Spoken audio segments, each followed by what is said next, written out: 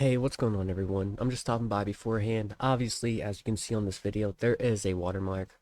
I am so sorry for that. When I switched video editors, I didn't realize that this was pretty much a free trial of what I was using. I switched over to Filmora from OpenShot because it honestly just went a lot faster. And I took about 3 to 4 days to edit it, and by the time I finished, I went to go export, and it was telling me that there was a watermark.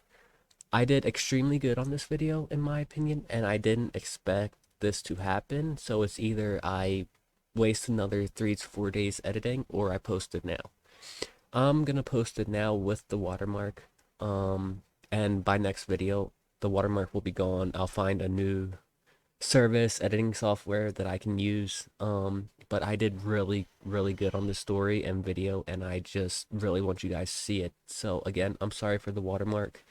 And yeah, let's get right into the story. Hey, what's up everyone? Welcome to the third video of my Star Wars What If series. Please remember to like and subscribe, and be sure to turn the bell notifications on so you all know when I upload. Today, we are going to be exploring the extreme change of what if Chewbacca was a Jedi. We all know Wookiees as the animal that can rip a human's arm out of its sockets with little to no problem. How would this quote-unquote beast turn out to be? Would his Wookiee genes make him head towards the dark, or would he be one of the Order's most finest Jedi? If you don't mind, I ask you stay for this whole video because it does get crazy at some parts. And also, thank you to Dino Fun on Discord for this idea. It is truly appreciated, and if you have any ideas, be sure to stop by the Discord, as that is where I interact with my fans the most, and you could even have a chance to join my team. Now without further ado, let's get into the story. Our story begins on the extremely wooded world of Kashyyyk in the year 200 BBY. A young Wookiee was just born to the Kapalku tribe to father Adachikuk and an unnamed female that's his mother. The Wookiee would come to be known as Chewbacca to the rest of the furry beasts on the planet. Even before reaching the age of 1, the young Wookiee had already learned how to float objects with his mind. Adachikuk knew what this meant. He had seen and worked with the Jedi before, and he wanted to contact the Jedi even against his wife's wishes. Adachikuk explained in Sri Wook, the language of the Wookiees, how their son needed to be bigger than just being a Wookiee. Adachikuk also explained that their name would live on for a more bigger purpose. He didn't want to get rid of his son because he hated him. It was the complete opposite. He loved his son and wanted him to be a better Wookiee than anyone else here. Make the race of Wookiees respectable instead of quote-unquote mindless beasts to many. Adachikuk convinced his wife and contacted the Jedi, and soon enough a Republic shuttle landed on the landing pad in the trees, and the strangers were welcomed by the tribe. The tall, long-necked Wormian Jedi introduced himself as Yarael Poof, and this human male was his Padawan, Nix Halaxis. Nix couldn't have been much older than 15, and every Wookiee could tell he was starstruck with his surroundings. He loved going with his master to pick up younglings. It was one of the only times he's left the Order, and the furthest to the Outer Rim he's ever been. Given the disastrous Starlight Beacon project failing before he was even born, Adachikuk then approached the Jedi with Chewbacca in his arms, not even a year old yet. Both Force users could feel the Force emanating from the child. He was most certainly strong in the Force. After taking a blood test and testing his midichlorian counts, he had around 16,500, which was just under Master Yoda's level. The Jedi were surprised. This wasn't entirely rare, but it was rare enough to catch the eyes of both masters and apprentice. And once it popped up on the screen, both of them just looked at each other. Adachikuk explains to the Jedi how he just wanted his son to be quote-unquote more than a Wookiee, and wanted his son to be bigger than any of them on planet right now. Poof understand the father's concerns, and though he couldn't guarantee any of that, because it wasn't a Jedi's doing, Poof made it overly abundant that his son will become the best version of himself he could be, and that was enough convincing for the father. Adachikuk said one last goodbye to his son, he let the mother say goodbye one last time, then the Wookiee gave the child over to the Jedi, who then departed the wooded planet. Chewbacca's next couple of years would be rough. He still had that Wookiee ferocity and rage built up inside of him that even the younglings could sense. He had to learn Galactic Common, which was rough for Chewie, all while learning new things about the Force and himself every day. This influx of information made Chewie progress at a slower pace than any other younglings in his class. This built up even more rage inside of Chewie at a young age. He failed multiple classes, including the Galactic Common class. By the time Chewie reached the age of 10, everything changed for Chewbacca. One day, when Yoda walked into his class with the translator droid and told Chewbacca to follow him, Chewie obviously obliged and followed the little green Grey Master. Yoda took Chewie to a meditation room only the Masters could use, or with the Master's permission. Yoda started off by saying how he felt very much hate inside of Chewbacca, a rising anger deep inside. Young Chewie just sat there, listening to the translator droid translate everything into Shriwook. Yoda felt this darkness within Chewie ever since he came to the temple, and Yoda, having good relations with the Wookiees, knew how the Wookiees operated. They weren't good listeners, they were great hands-on learners. Yoda told Chewbacca he was going to take over the rest of his training until he becomes a Padawan. Chewbacca got giddy at this opportunity. The most wisest Jedi in the Order wanted to train him, personally? Then Chewie thought about his learning and realized it was because he was falling behind, and truthfully, Chewbacca didn't even think Yoda wanted to do this, but had to. This couldn't be more further from the truth though. Yoda knew the potential Chewbacca had. He saw his midichlorian counts. But the divide between species shouldn't be the reason the Jedi fails. This whole environment in the temple is the opposite of what is in the Wookiee's blood. And Yoda wanted to get some hands-on learning with Chewbacca to excel his potential. Yoda told Chewbacca to grab a small bag of supplies and to meet Yoda in the hangar bay. They would be going off-world immediately. Chewbacca, being 10 years old at this time, got up and jumped like a little kid to this news. This is the first time of what seemed his entire life he was leaving Coruscant. Chewbacca met Yoda in the hangar bay where they loaded into a CR-70 Corvette and took off. Chewbacca just stared out the window, mesmerized at the Coruscant skyline. And eventually, once they left atmosphere, he was mesmerized by the entire planet. Yoda just chuckled from his pilot's seat, and then imported the coordinates for Ilum and then shot into a hyperspace. In hyperspace, Yoda went up to Chewbacca and asked him to meditate with the Grandmaster. They went into the middle of the ship and sat down. Yoda told Chewbacca to close his eyes, and he did. Then Yoda closed his eyes and explained how the Force wasn't just an entity, how it is a way of life. As long as he would stay in the light, the Force flows through him, around him, and into his veins. He must learn how to let it guide him, even with no sight, help him if all else seems hopeless, and protect him under any circumstance. Trust always in the Force. Chewie obviously heard this before, but by just being in the Grandmaster's presence, his Force felt stronger. He sat there meditating, feeling the Force, and for once, he could actually see what the teachers meant. He truthfully never understood, but now he did. But he looked at it like the Force was only a saving grace, almost making you invincible, and not something you should use in your everyday life. That was until Chewbacca felt Yoda open his eyes and he felt a change in Yoda's demeanor. That is when Chewbacca opened his eyes and realized that he was towering over Yoda more than ever before. Did he just grow? Chewbacca looked down and realized he was still crisscross, but floating in the air. As soon as he realized, he lost all concentration and fell into the cold metal on the ground. Yoda was surprised a youngling this young was able to lift himself up with the Force, but he didn't show it. Yoda just got up and said, "Have a lot to learn, you still do." By the time the pair reached Ilum, they landed and Chewbacca realized where he was. He expected to begin his Kyber crystal, but that wasn't the case. To Yoda, Ilum was the opposite of what Kashyyyk is. Chewbacca had only seen Kashyyyk for a year in the temple, and Ilum is a beacon for the light side of the Force. Yoda believed landing on Ilum and having an extended trip would help elevate Chewbacca's knowledge of the Force. He would feel it flow through him, all while getting out of his normal comfort zone. Yoda landed on the soft snow on the ground, but didn't get up. He just told Chewbacca to rest. They would go through the next steps tomorrow. Months and months would go by of Yoda teaching everything about the living Force to the young Wookiee, pushed him out of his comfort zone, and he even became proficient in Galactic Common so he could communicate with the other Jedi. Soon, the time came for Chewbacca to grab his Kyber crystal as he was advancing really fast. He had to wait for the rotation of the planet to be in the correct spots, and as soon as the ice door melted, Chewie ran in, expecting to face his biggest fears. He remembered everything Yoda taught him, and used all of it to find his crystal. He entered the cave and almost immediately, he was covered in fear. He may have been a ferocious quote-unquote beast, but he wasn't immune to fear. He continued walking the caves until he heard a high-pitched ringing. He knew that must have been where his crystal was, so he followed the sound, and eventually made his way to a big cave, where he looked ahead and saw the blue crystal emanating out of the ice. He started approaching it.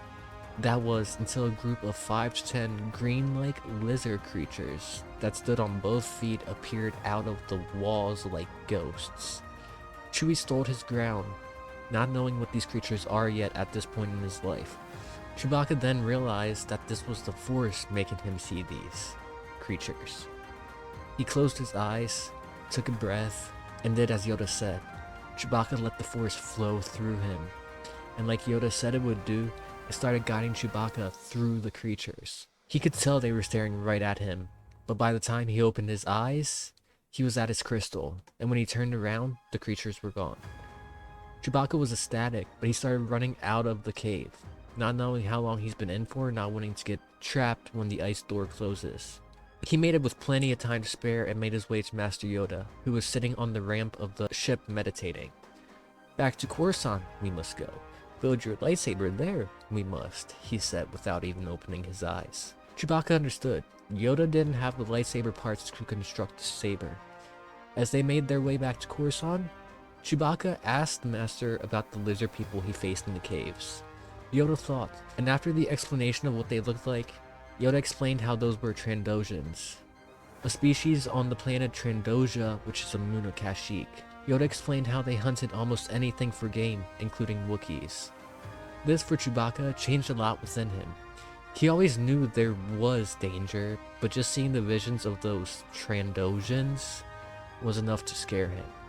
Not enough to make Yoda notice, but enough to make himself notice. Soon, they made their way back to the temple and entered Professor Huyang's ship. The robotics saw the Wookiee come in and very quickly made a statement on how not many of his kind became Jedi, and how he is most appreciative of Chewbacca's help in making the galaxy safe. He also showed Chewbacca all the hilts and styles of lightsabers there were. All shapes and sizes, double-bladed or dual-wielding, singular, and Chewbacca got to choose whatever fit him the most. Soon, he picked a beautiful single-bladed weapon, the hilts covered in metal, but his ignition switch being wood from that of the Roshir trees, native to Kashyyyk, in remembrance to Chewie's heritage. Years would go by at this point. Chewbacca ended up passing into being a Padawan, and in an event that came full circle, Yarael Poof's Padawan, Nix Halaxis, one of the Jedi who founded Chewbacca on Kashyyyk, became Chewbacca's master. Nix, being Poof's Padawan, was a very by-the-book Jedi, but he since grew away from the Order as a whole, who he felt hadn't helped the common person since the Starlight Beacon project, which was ended right before he was born. He wasn't by any means against the Jedi, and still wished to preach Jedi ideology, but hoped to instill this into a next generation of Jedi, which is why he took Chewbacca. Under Nix, Chewbacca would grow at a rate not yet seen, even while he was with Yoda. Nix was off-world doing undercover missions a lot, but with Chewbacca, he had to change that tactic as, over the years, Chewbacca has grown, and by the time Chewie was 18, he was a fully grown adult Wookiee. He had astounding knowledge and force, and with him being a Wookiee, his aggressive fighting style made him even best some of the masters in the High Council, almost. Nix realized towards the end of Chewbacca's training how his ego was getting the best of him. He had size and strength, and to Chewbacca, that's all he felt like he needed. But there would be a time that there was a bigger opponent who would be stronger, and that is what Nix needed to fix. He thought about how to go about it. Their bond has grown throughout the years, and they looked at each other like cousins. Then, Nix remembered old Jedi texts, and remembered about a being that wasn't light or dark side of the Force. And one day, after doing a bit more research, Nix took Chewbacca to the planet of Atollon, where they went on a search like never before, also known as Nix telling Chewbacca to follow the Force and lead him. Nix could already feel the pull himself, but he needed to trust Chewbacca, which he mostly did, and most importantly, to have Chewbacca trust himself. Chewbacca closed his eyes and listened to the pull, and he felt it get stronger and stronger as he walked. He walked for miles with his eyes closed, allowing the Force to guide him until he hit a tree stump, and when he opened his eyes, a sense of serenity hit Chewbacca. That was until he looked down and saw a massive gray eye staring at him. The ground started shaking, and soon enough, the tree Chewbacca was standing at was standing up, and the beast made himself known. Its name was the Bendu, and he went through this whole spiel about how he was neither light nor dark, how he was the one in the middle, capable of both lights and dark. Nyx looked at Chewbacca, who was frozen in fear, as was Nyx himself.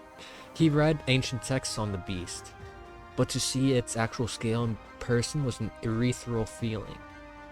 They talked to the Bendu for what seemed like hours, learning everything they could about the living force itself.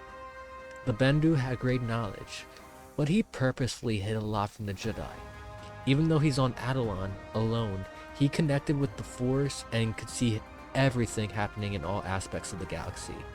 And even though to Bendu the light was good, the people who represented the light were corrupt, and he didn't want this knowledge to be used for greed, the opposite of what a Jedi should want. After the talks, the two bowed down to the Bendu, who went back into his resting spots and started making their way back to the ship, talking about what they just witnessed, and especially if they should tell the council about what happened. Ultimately, they decided against it for the same reason Bendu didn't tell everything to Nyx and Chewie. They just didn't have faith in the council to do what was right, or even use the knowledge in the correct way. As the two made their way back to Coruscant, Nyx noticed a change in his Padawan. It wasn't bad, but it was noticeable. He couldn't tell if he was feeling the fear coming from Chewie, and if it was, as bad as it may sound, Nyx wouldn't do anything about it at this current point in time. He needed his Padawan to feel that fear, remember that fear, and not let it consume him. The Bendu did lower Chewie's ego a lot, but it didn't mean Chewie didn't have spurts here and there. But he did become a lot more humble after that experience. After a bit, Nyx would talk to Chewie about his fear of meeting the Bendu, and Nyx told him that fear is natural, but what isn't natural is the ability to control one's own fear, and that could be learned. The two trained for months to master the skill, to hold no emotion but to still feel the people in pain like a true Jedi should. By the time 170 BBY came, Chewbacca was a knight in the order. He was 30 at this point in life, and he still wasn't in his prime. Chewbacca's former master ended up leaving the Jedi Order, much to the distress of Chewbacca, but he completely understood, especially with how the Jedi were. It seemed like every year, the Jedi were getting closer and closer to the Republic, and Nyx, after a while, realized that the Jedi weren't Jedi anymore, and because he was only one person, nothing could be done about it. Chewbacca rebutted this claim by saying how he agreed, but it could be changed by individuals that are willing to put forth the change. The Jedi were off their path, but they needed a guide to come along and put them back on it. But even through Chewie's best efforts, he couldn't make Nyx stay. So, as Chewbacca was standing on the steps of the Jedi Temple, watching his master walk away one last time, he swore to himself that he would make the Jedi, well, Jedi again. Years upon years would go by with the Republic at peace. War wasn't even in anyone's mind. The Jedi were peacekeepers and at this point were loved by the common citizens. There hadn't been threats in the galaxy since the Nile. Chewbacca at this time was over 60 years old. With the little good change happening to the Jedi, at this point they were completely intertwined with the Republic. Not directly being a part of the Senate, but pretty much being the Senate police for corrupt politicians instead of police for the common citizens. One day, while Chewie was out walking in the undercity of Coruscant, just scouting the area for any known gun runners or smugglers, he heard a psst and felt a familiar presence. He looked behind him and saw his old master, Nyx. Chewie didn't show it, but he was the happiest Wookiee alive at the moment. One of the people who taught him everything. Nyx was 85 at this time and rapidly declining in his health, but he felt the presence of the only Padawan he's trained, and figured he'd stop by and ask about the current politics about the Jedi. Chewie couldn't wait to get it off his chest. His master had taught him so much, and Chewie went into everything. How the Jedi were intertwined with the Republic, how the Council was straying from their ways, and how every year the Jedi became more dogmatic and walked forward without any peripheral vision. Chewbacca then told Nyx about how when he left, he made a promise to himself he would change the Order. But at this point, Chewbacca did not know how. It's been years at this point. Nyx then gave him a solution. He's been digging, ever since he left the temple, into a lot of old Jedi artifacts and texts. He eventually found an old Jedi prophecy that quote-unquote prophesized a chosen one to be able to bring balance to the Force. Chewbacca listened intently, wondering if his master had found the supposed chosen one. Nix, though, immediately denied what Chewbacca was thinking, like he was reading Chewie's mind. Nix explained how he wasn't in good health, and more than likely won't live for another year. But Chewie, he was just starting his life. He made it overly clear that it was possible the chosen one would never show up, and if he did, not in Chewie's lifetime. But Nix said that this chosen one won't only bring balance to the Force, but bring the Jedi back from their technocratic ways. Chewbacca had over 340 years left of his life, on average. Chewbacca's final thing he would ever say to Nix would be, if the chosen one was to ever be found, I promise, Master, that I will guide him down the right path.